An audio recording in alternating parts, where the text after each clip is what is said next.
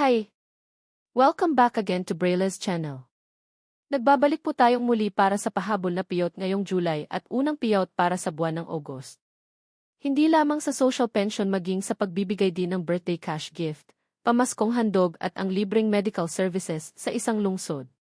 Kung saan ang mga ito ay yan po ang ating ibabahagi ngayon, but before po tayo mag-start sa ating topic, kung bago ka pa lang sa aking channel, please do kindly subscribe, like, and share na din sa ating mga kaibigan, kaanak o kapwa po natin pensioners at please share na din sa ating mga social media accounts para mas marami pa ang makaalam.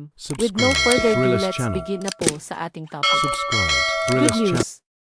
Ang unang payout ngayong August, para sa lahat ng seniors at PWD beneficiaries.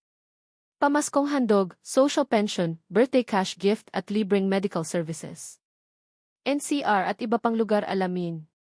Narito na po ang payout schedule ng ating social pension para sa buwan ng July at August. Kung isa po kayo sa naghihintay ng inyong payout ay tignan pong maigi ang bawat lugar, venue at oras ng inyong payout. Kung ready ka na, tara panoorin po natin.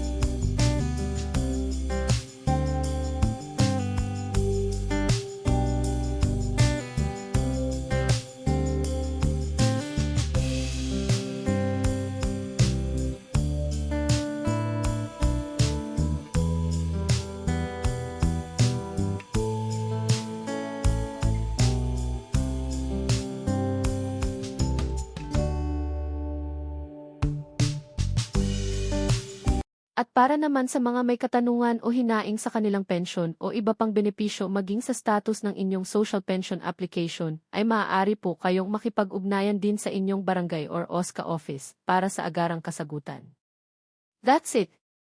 Manatili lamang po kayong nakatutok sa aking channel para sa araw-araw na payout schedule at iba pang informative videos na para po sa inyo. Marami pong salamat and God bless po sa lahat.